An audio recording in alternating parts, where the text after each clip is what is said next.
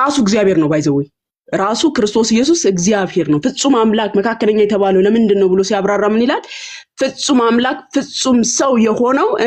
እርሱ ብቻ ነው እንደ አምላክነቱ ፍጹም እግዚአብሔር እንደ ሰውነቱም ፍጹም ሰው ስለሆነ ሰውነትም ገንዘቡ የሆነ እርሱ ብቻ ነውና ስለዚህ በተገባ ነገር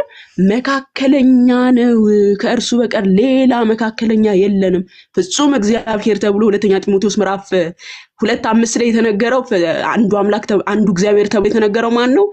ራሱ ወልድ ክርስቶስ ኢየሱስ ነው በሰውነቱ ደግሞ ሰው ስለሆነ ፍጹም ሰው ተባለ ብሎ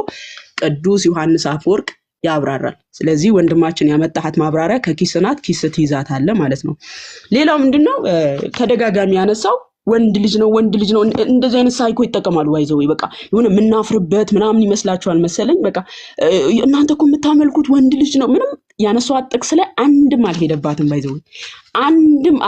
አንድም ማለት ነው ምንድነው ያደረገ ያለው በቃ ይሄ ፖለቲካ ተመረዋል ያችን ፖለቲካቸውን እየጣለ ነው ወንድ ልጅ ነው የሚለው እንግዲህ አብራርቼላችኋለሁ ከቁርአናቸው የራሳቸው አምላክ ወንድ እንደሆነ አሳይቻችኋለሁ ነገር ግን ምን ብሎ ተናግሯል ሐዋርያ ሥራ ምዕራፍ 2 ላይ ያለውን ተሾመ ተብሎ ተነግሯል ኢየሱስ ክርስቶስ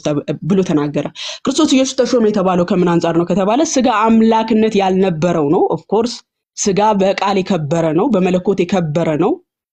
የስጋ አምላክ ተደርጎ ተሾሟል ምክንያቱም አምላክነት ያልነበረው ዘላለማዊ ህይወትን የማይሰጥ ስለነበረ ማን ሾሞታል መለኮት ሾሞታል ስጋን መለኮትን ሲዋሃድ ይስጋ አምላክነትን አግኝቷል ዘላለማዊ ህይወትን ሰጪ ሆኗል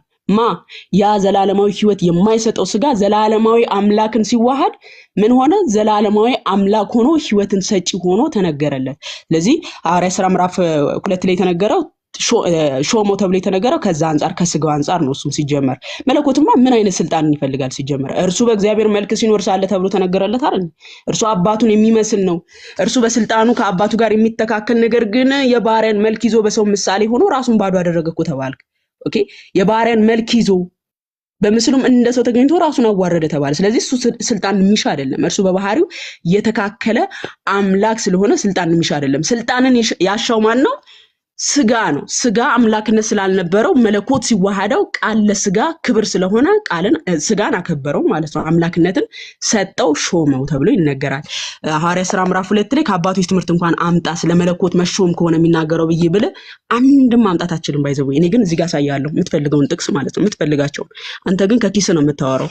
ሌላው ምንድነው ዮሐንስ ወንጌል ምዕራፍ 1 ላይ በመጀመሪያ ከተባለ አለቀለት አምላክ ሊያደርገው አይችልም ማለት በመጀመሪያ ዮሐንስ በመጀመሪያ ቃል